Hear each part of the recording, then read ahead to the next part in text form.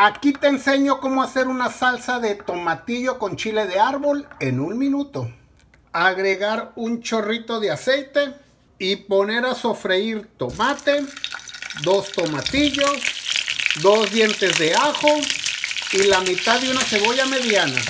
Tapar y cocinar a fuego mediano por un momento. Después de un momento,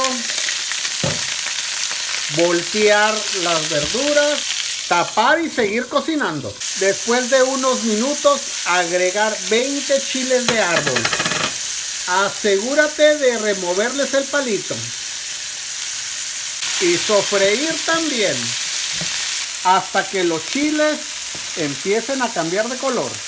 Agregar todo a la licuadora. Agregar 3/4 de taza de agua y una cucharadita de consomé de pollo.